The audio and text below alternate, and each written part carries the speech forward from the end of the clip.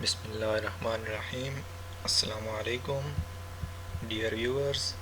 Welcome to the course of functional analysis. The course code is Math 424. I am Muhammad Danish, MSc Mathematics, Institute of Numerical Sciences, CUST. And today our topic of discussion is the lemma. The topic number is 3.53 from the book Basic Introductory Functional Analysis with Applications. This is our recommended book for today's topic. As I said that our topic of discussion is the lemma 3.53, the lemma also known as Fourier coefficients. So before we start our topic, I will suggest you to check the Fourier series. It will be very helpful for all of you to understand our today's topic. So let's start with the definition. The definition says that any x in an inner product space X can have at most countably many non-zero Fourier coefficients x ek in the inner product with respect to an orthonormal family ek where k belongs to I in X. Hence, with any fixed x belonging to H, we can associate a series similar to equation 8, where this is the equation number 8. So, and here x belongs to H and H is Hilbert space, where this is the series we need written as equation number 9. So we can get this series by using this equation number 8. We had get this series in the previous topic.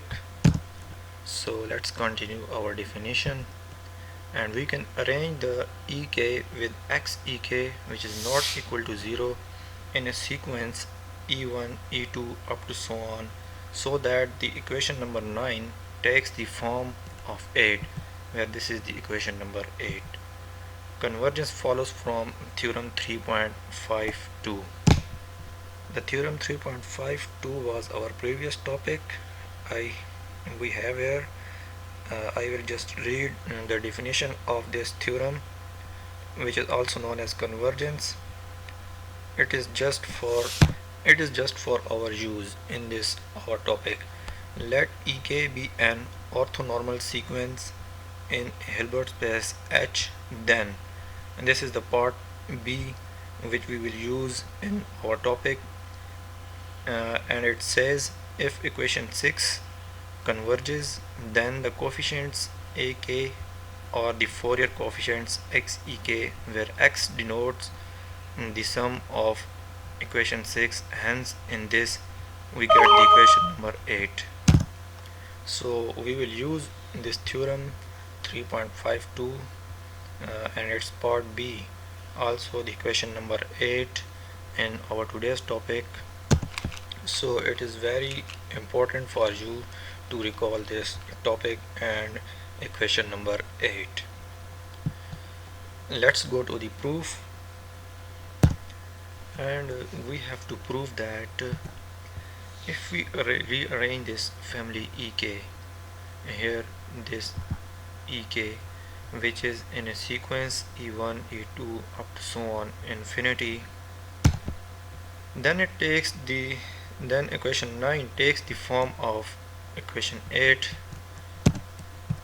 and here we have the equation 9 where k belongs to I, and here in equation 8 k is from 1 up to infinity. So we are saying that if we rearrange this ek which is in the sequence e1 e2 and up to so on infinity, where k belongs to I, then it takes the form of this equation number 8, and then the sum does not depend on the order in which those ek's are. So we start the proof, and here is our proof. Let Wm be arrangement of En, Suppose we had this en as a sequence and then we rearranged this by wm.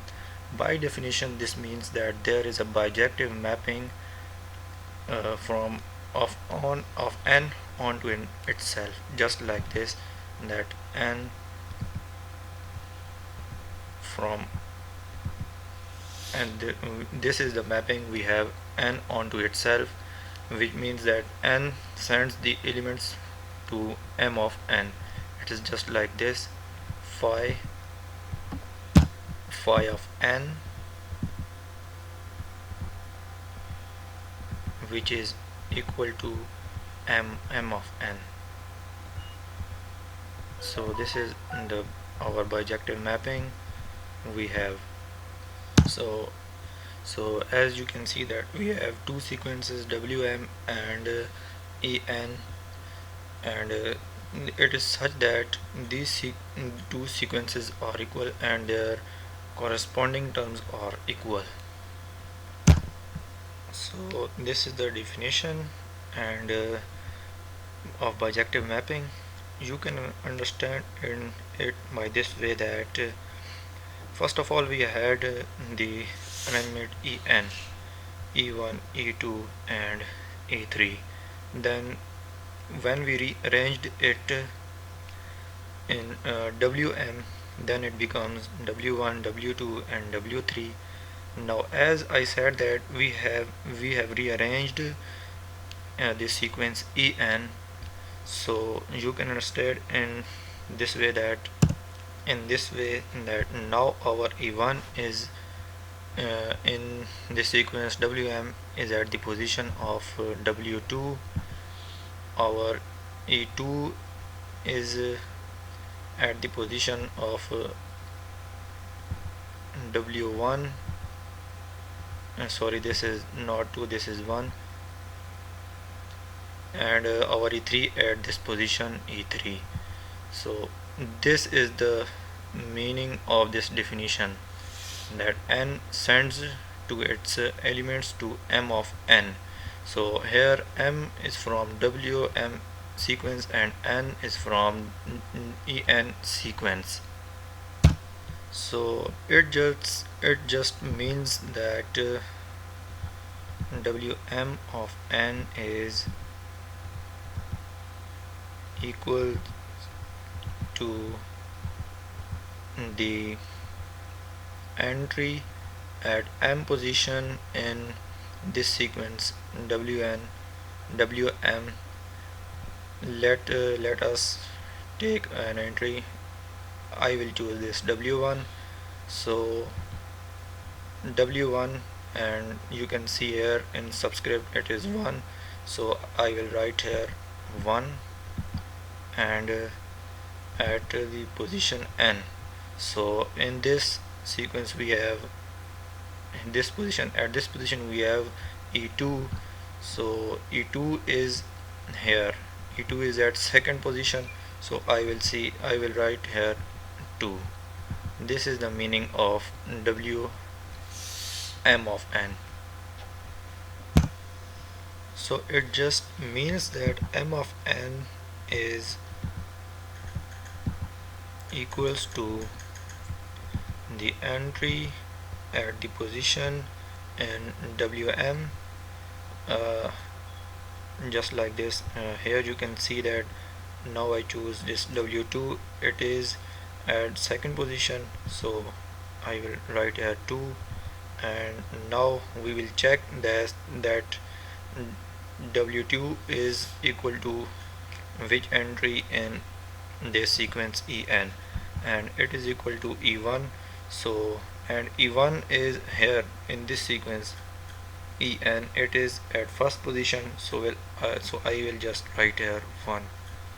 So this is the meaning of this mapping. So let us take an element wm of n,